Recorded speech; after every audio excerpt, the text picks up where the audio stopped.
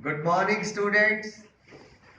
We have already started French Revolution, and in the last videos we talked about the constitution right from 1789.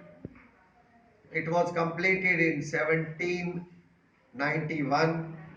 Then the changes in 92, and then again the new one in 94.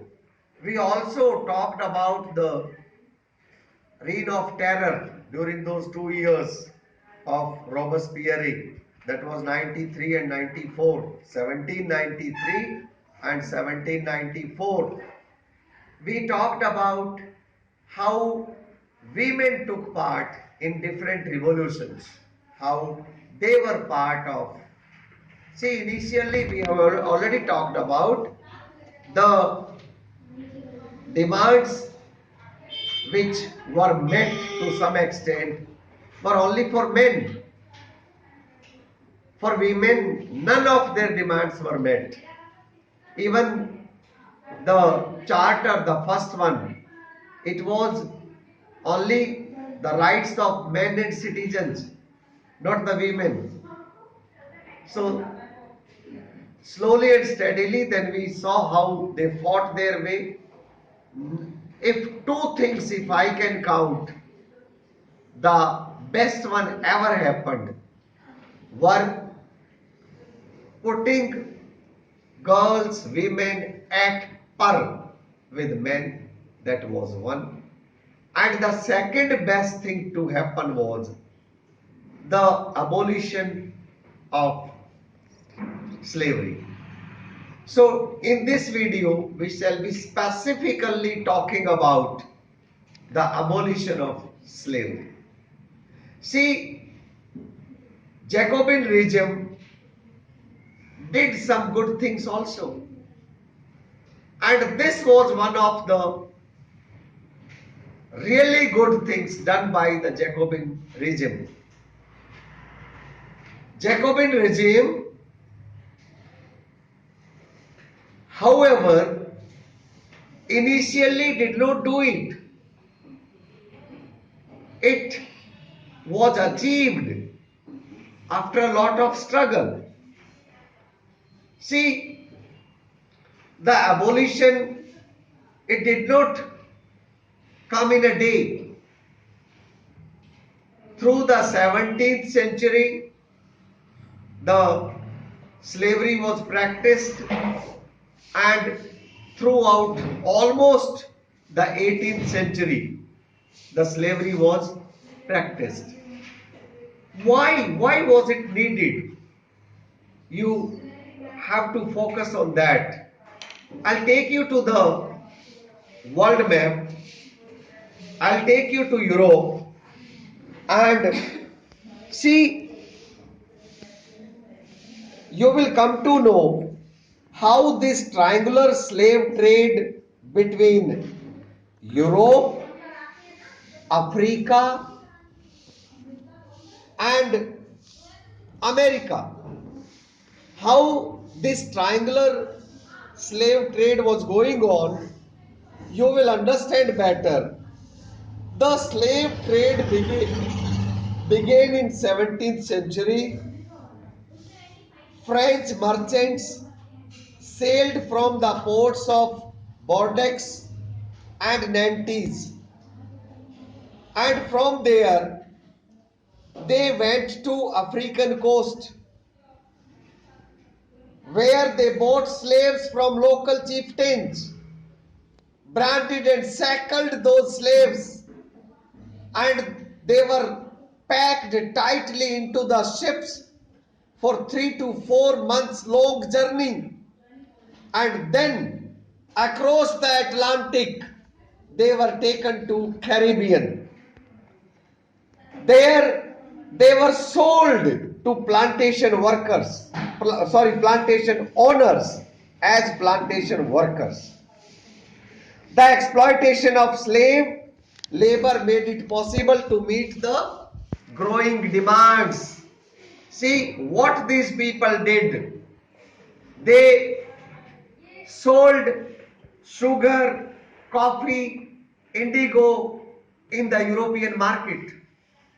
And if they had to meet this demand, they needed a lot of slaves.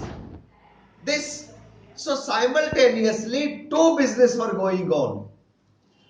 There were Europeans who were engaged in slavery business, and there were Europeans who were doing plantation in Caribbean, and they were engaged in coffee, sugar, indigo, in these businesses. But even this business also depended on slavery, and this was the reason that during 17th and 18th century the business of slavery kept growing.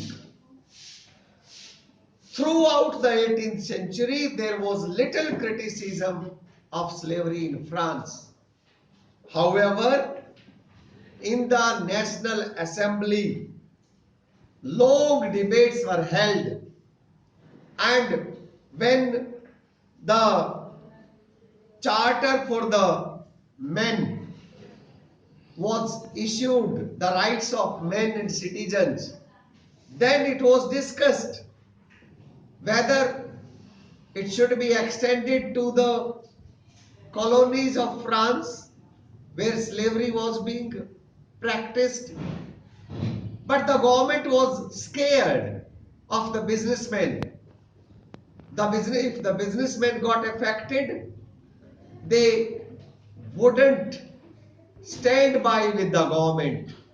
This fear did not let them abolish the slavery, but the pressure on the government from the poor who had stood by them during the revolution days, during the formation of the Jacobin clubs, the pressure was mounting. And then there came a time, and finally in the convention which in 1794 legislated to free all the slaves, this happiness was short-lived. It was only for 10 years, because 10 years later again Napoleon reinforced slavery under pressure from some businessmen to save his government.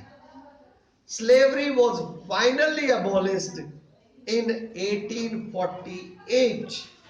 This was the time when enslaved African Negroes, they were given some economic freedom, their interests were looked after, and slavery was totally abolished in 1848. We shall have the next video tomorrow. Till then, let me take you on the picture. This print of the emancipation of slaves, it's a very important picture. It was printed in 1794. It describes the emancipation of slaves. Just see the tricolor banner on the top. It carries the slogan, "The rights of men." And now I'll take you below the inscription that reads, "The freedom of the unfree." The freedom of the unfree. And you can see a French woman. She is preparing to civilize the African and American Indian slaves by giving them European clothes to wear, and of course planning to educate them. So it's a nice picture on account of the emancipation of slavery, and you must go through this once again, watch this video once again, I'll be sending you some exercises also. Please do them. And tomorrow we shall again be together with the last video on this chapter, the French Revolution. Then, of course, we shall be concluding it tomorrow. Till then, it's goodbye from the history desk of the angels. Thanks.